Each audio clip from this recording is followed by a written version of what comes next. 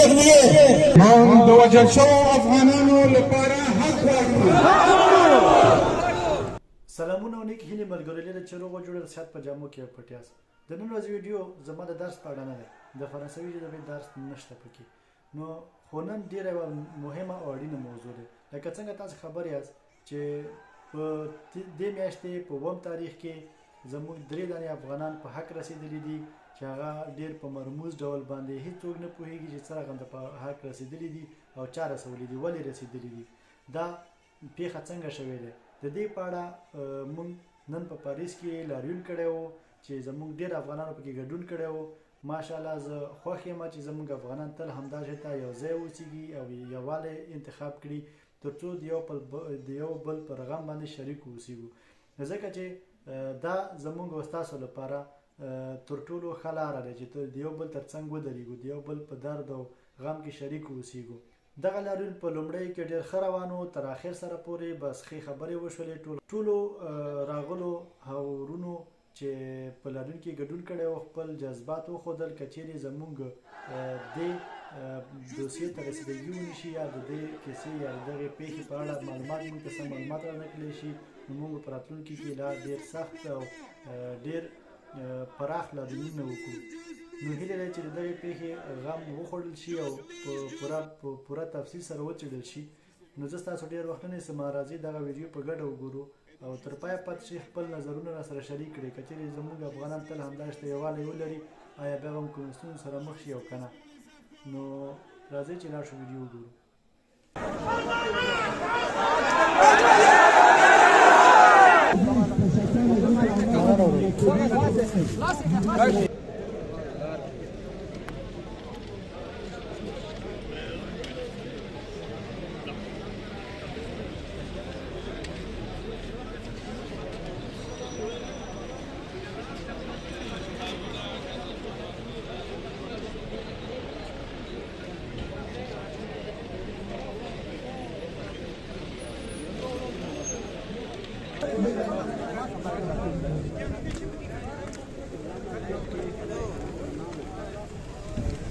بسم الله الرحمن الرحيم.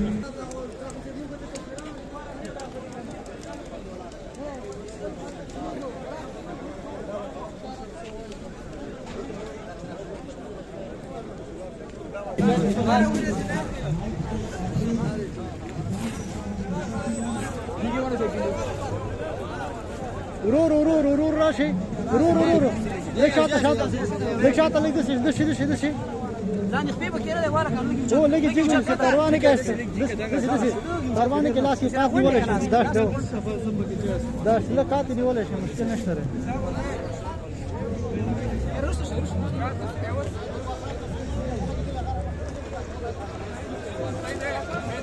ورای ټول یو ځای راځي، ټول یو ځای شي.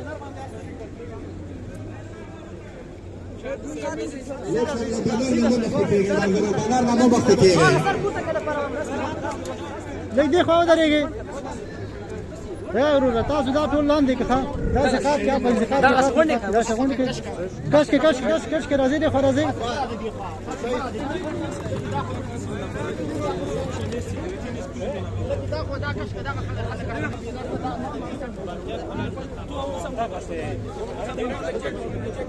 لږ هیله کوم مخکې مه راځئ، دغه غیر مخکې باید اوسېږي، تاسو شاته اوسېږئ. صحیح ده؟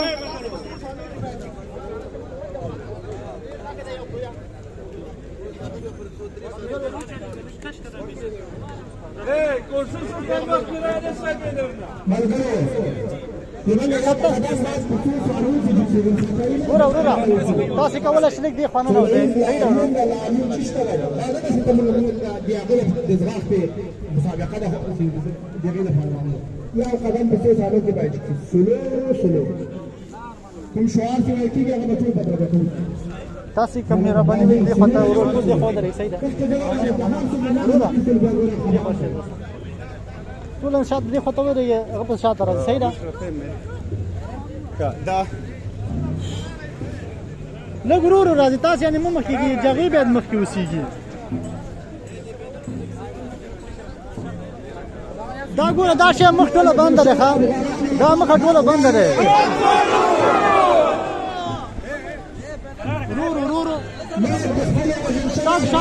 صحیح ده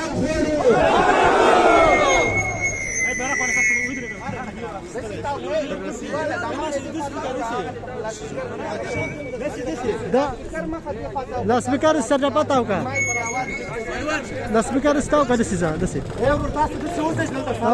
دسی چې مخامخ کیږي هغه وباسي ورور راځي موږ د وژل شوو افغانانو لپاره حق غواړو موږ چې د پیښې ورور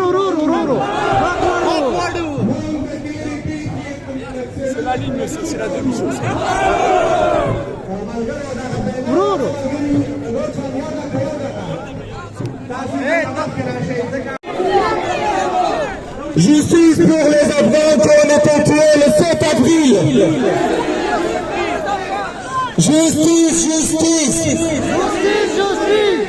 Justice pour les Afghans qui ont été tués sauvagement le 17 avril dernier. Justice pour les 3 Afghans qui ont été tués sauvagement le 7 avril dernier. لږ دی خوښ داشت نشته لږ دی خوښ موټر راځي لږ دی خوښ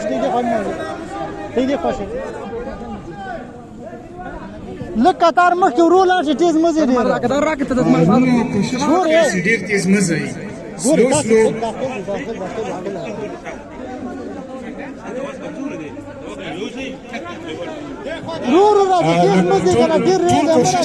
چې په یو لیول باندې غږ پورته کوئ ټول یو ځای غږ پورته کوئ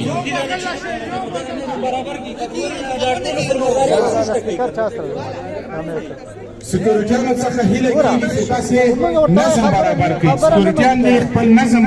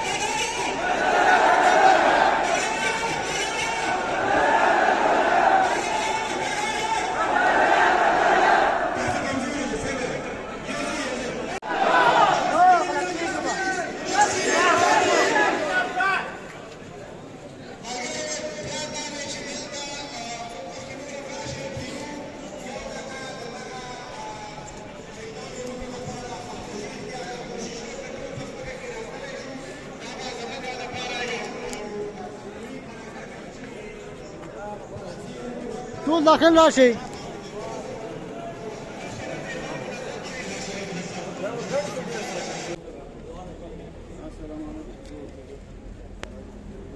وروره کین یوې دقیقې لپاره صحیح ده چې موږ هم کینو سره صحیح ده ټول کینې صحیح ده ټول ناست دي تاسو دوه ولاړ یاستئ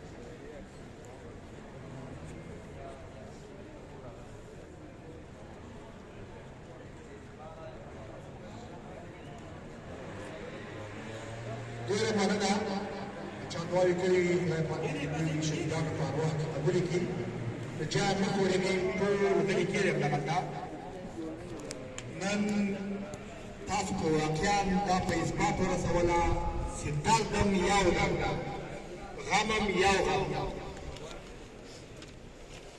دا درې رانیمو تاسې وروڼه په شهادت رسېدلي په ډېر معلومي ډول ټول مخامخ ورته ګورئ په هغه کور کې ټول مخامخ ورته ګورئ دوه بیچارهګانې هملته بیا وروسته سوځېدلي او دریمې چې دا له مغه جینه لاندې راخطا شوی دلته د دروازې په خوله کې پروت ډېره یو بده واقعه وه ډېره یو بده پرېکړه چې د افغانانو سره شوې ده او موږ نن چې راجم شوي یاستو د دې په خاطر چې له دولت نه په ډېره عاجزانه ډول په ډېره سوله ییز ډول غواړو چې دا قضیه وڅېړي او جزیات یې له ولس سره شریک شي د موږ غږ موږ دا وایو په ډېر سوله ییز ډول راوتیاستو خو د راتلونکي لپاره بیا به دوی له موږ څخه ګیله نه کېږي ځکه موږ خپل حق غواړو موږ نن چې راټول شوي یاستو دا دې مثال ورکوي چې موږ چې غواړو حق غواړو وخت چې خپل حق غواړو د ټولو مسؤلینو څخه مو هیله همدا ده چې حق حقدار ته وسپارل شي او دا مسله په ډېره جدي توګه او په ډېره شفافه توګه باید وڅېړل شي موږ ډېر یو درپدره ولس یاستو له غمونو له جنجالونو له هر څه نه راغلي چې دغه د دې یو مړي روزي په خاطر باندې او د سوکاله او د ارامۍ په خاطر réunis ici non seulement en tant que manifestants mais également en tant que voix collective d'empathie, de justice et de solidarité humaine. Nous sommes ici pour honorer la mémoire des vies afghanes tragiquement perdues le 7 avril 2024 dans le 11e arrondissement de Paris.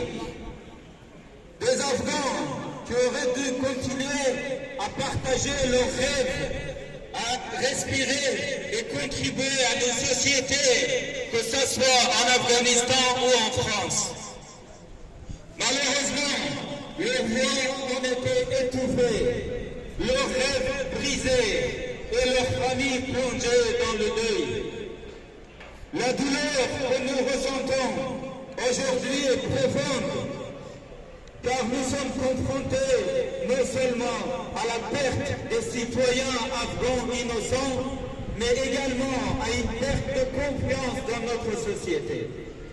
Nous sommes profondément attristés, non seulement par cet acte de violence, mais aussi par le contraste entre les discours des médias, mais aussi celui de la police. Nous exigeons la vérité et que nos questions soient répondues par les autorités compétentes. Face à cette injustice, nous restons unis, exigeant des réponses et recherchant le confort dans la quête de justice. Nous exigeons que les responsables de ce crime odieux soient rapidement appréhendés et que justice soit rendue. Aucun effort ne doit être épargné dans cette quête. Aucun droit ne doit rester, aucun endroit ne doit rester inexploré jusqu'à ce que les auteurs de ce crime soient tendus responsables de leur acte barbare. Cependant, nous demandons, notre demande ne s'arrête pas là. Nous appelons notre gouvernement français à reconnaître la gravité de cette tragédie, à dissiper les ténèbres qui cherchent à l'envelopper et à garantir que les voix des sans-voix soient entendues haut et fort. Le blackout médiatique doit être levé et la vérité doit être relevée. Ce n'est pas ainsi que nous pourrons commencer à guérir les blessures qui nous ont été infligées. La communauté afghane en France vit pacifiquement. Mais à chaque fois qu'un citoyen afghan est touché par l'injustice, nous serons là pour défendre la vérité et la justice. Tant que nous n'aurons pas la vérité,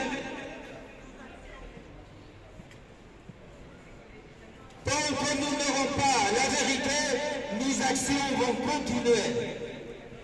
Alors, nous nous tenons ici aujourd'hui. N'oublions pas les visages de ceux que nous avons perdus. Leur nom est gravé dans nos mémoires. Leur histoire alimente notre détermination. Ne fléchissons pas dans notre quête de justice, ni dans notre engagement à défendre la sacralité de la vie. Nous avons marché aujourd'hui ensemble vers l'avant, non seulement pour honorer la mémoire des citoyens afghans dont la vie nous a été enlevée, mais aussi pour chaque individu lésé, marginalisé ou oublié. Justice pour les Afghans! Justice, justice! Justice pour les Afghans! د فرانس هیواد په زړه پاریس کې ترسره کیږي د فرانس دولت باید د دې پیښې څېړنې جدي وکړي موږ ته دې دا په ډاګه کړي چې د دې غمیزې پیښې لامل څه و او که د چا لخوا ترسره شوي نو قاتلین باید ونیول شي او محکمې ته وړاندې شي باوجود د دې چې د دې پیښې په اړه مختلفې خبرې روانې دي څوک یو رنګ ورکوي او څوک بل رنګ ورکوي نو دولت دې موږ ته له ثبوتونو سره په ډاګه کړي او دا زموږ حق دی چې دولت یې راته روښانه کړي د کډوالو په نړیوال حقونو کې دا هم لیکل شوي چې د کډوالو تضمین د هغه کوربه هېواد دی لکه زموږ کوربه هېواد فرانس ده او د 1950 او نور خلک هم خبر شي بیا هم د تاسو راتګ نه ډېره زیاته مننه کوم ډېر په ښه شکل باندې لاریون پر سره سو ډېر په سوله ییزه توګه باندې و د دغه ملګرو ناستې دلته په دې تنظیم کې مرسته وکړه د هغو نه هم ډېره مننه کوم فرانس کې د افغانانو چې کومه اتحادیه ده د هغوی په راس کې وراخیل صاحب د دوی ټولو نه ډېره مننه کوم د تاسو راتګ نه ژوندي اوسئ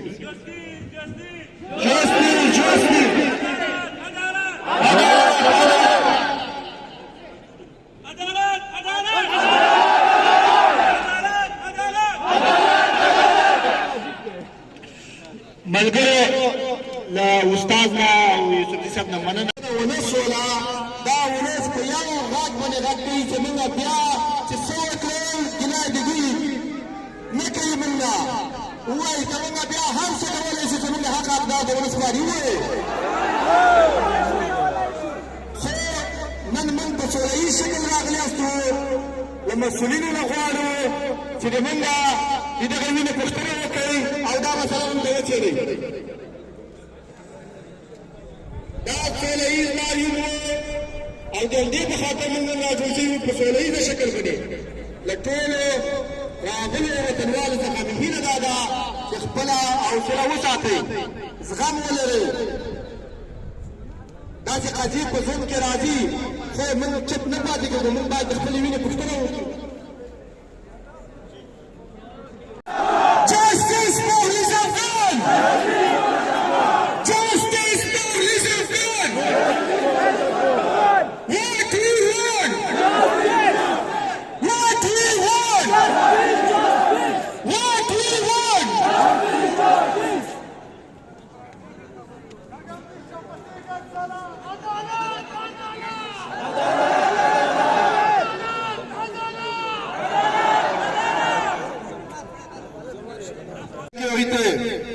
Nous avons quitté notre pays à cause de la guerre et du conflit. Nous sommes contre les conflits et la délinquance. Nous voulons vivre en France en sécurité, tout en respectant la société française et les valeurs de la République.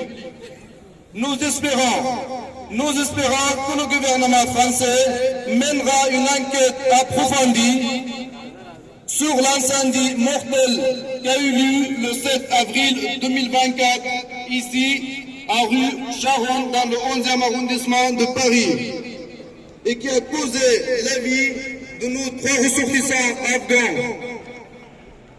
Nous souhaitons que la justice soit rendue au peuple afghan. Nous avons mené une marche blanche afin que la justice soit rendue aux 3 victimes. Justice pour les Afghans, justice pour les 3 victimes qui sont mortes le 7 avril dernier. Merci à tout le monde, merci même aux autorités françaises qui ont encadré notre marche blanche. Merci à tout le monde d'être venu. À notre ami français, vous passez également son mot français.